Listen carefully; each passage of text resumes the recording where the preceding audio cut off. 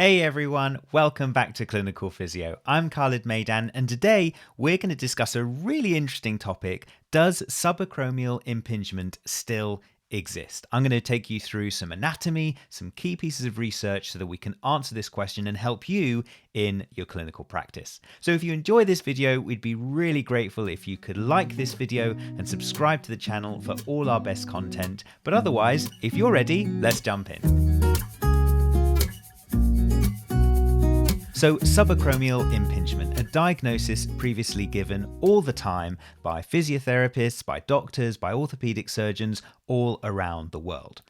But it's a subject of major controversy in recent years as to whether subacromial impingement actually exists in practice. Let's dive into some anatomy so we can see what this condition is and why it's suggested to be controversial. So let's take a closer look at the shoulder and start with the actual term subacromial impingement. So we used to think this was a condition where one or more structures in the shoulder was being overly compressed in an area we called the subacromial space, the space underneath the acromion of the scapula. The main suggested structures that were said to be compressed were the supraspinatus tendon and or the subacromial bursa. So as a result, surgeons would consider a subacromial decompression, a surgery performed arthroscopically where the coracoacromial ligament connecting the coracoid process and the acromion of the scapula would be released, suggesting that this release would open up the space and reduce the impingement. A surgeon may also have removed some of the tissue from the subacromial bursa itself, suggesting that this would cause less compression in the space. And in some cases, the acromion of the scapula would be reshaped or a portion of it would be excised in order to, once again, open up the space and reduce the compression and thus the impingement.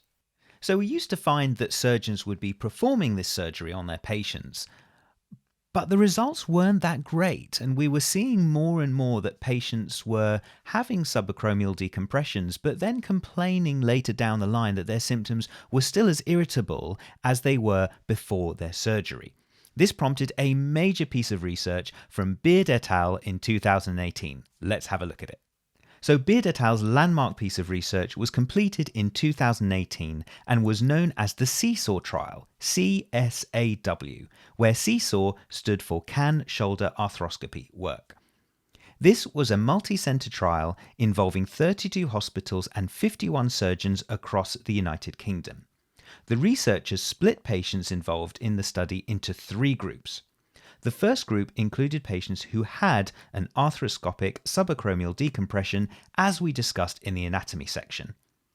The second group had an investigational arthroscopy only, whereby they had the normal camera arthroscopy probes inserted into the shoulder, but no tissue was removed, changed, or repaired in any way. And the third group had no surgical intervention at all, instead having a review with a shoulder specialist 3 months after starting the trial. The results were fascinating. Satisfaction as rated by the Oxford Shoulder Scale was analysed in the 3 groups after 6 months, where the researchers found no difference between the patients who had a full subacromial decompression and those who had an investigation-only arthroscopy. Both of these 2 surgical groups did report better outcomes than the group who had no intervention, but the differences were suggested to be not clinically significant. So the major conclusions from this fantastic piece of research showed us that there's very little difference in patient outcomes whether you perform a surgery to actually reduce that said compression or reduce that said impingement in the subacromial space, or if you perform surgery where the subacromial space is not changed at all. And this led medical professionals to suggest that really this might indicate that if we're not changing any tissue that is said to cause an impingement, then perhaps an impingement isn't actually the cause of our patient's pain. And this has been a really major breakthrough, which has led us to stop using the term subacromial impingement and actually to mean that the surgery of a subacromial decompression is offered less and less by surgeons all around the world. And if it is offered, patients are very commonly consulted and told that actually their symptoms may not change at all following this surgery. So not only has this meant a change in how we treat shoulder pain around the subacromial area, but it also makes a major difference to how we explain subacromial pain to patients. We no longer use the term impingement. We no longer describe this situation where it's suggested that structures are being compressed around that subacromial area. And this is really important for patients because we would find that in the past, they would really hold on to this idea that there are structures around their shoulder that are being squashed or being impinged, and that without actually doing something surgically, their symptoms probably wouldn't change. Now they can often feel a lot more reassured about the situation and reassured that they don't need surgery to actually improve their symptoms. Nowadays, we commonly refer to pain in that area as rotator cuff related shoulder pain, highlighting that strengthening the rotator cuff or treating it as a rotator cuff tendinopathy tends to be a much better way of managing subacromial pain in general.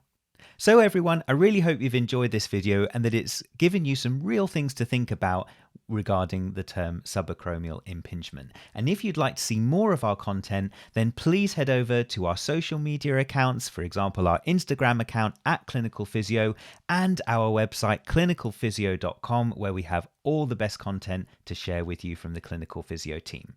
My name's Khalid Maidan. Thank you so much for joining us today, and we'll see you really soon, right here on Clinical Physio.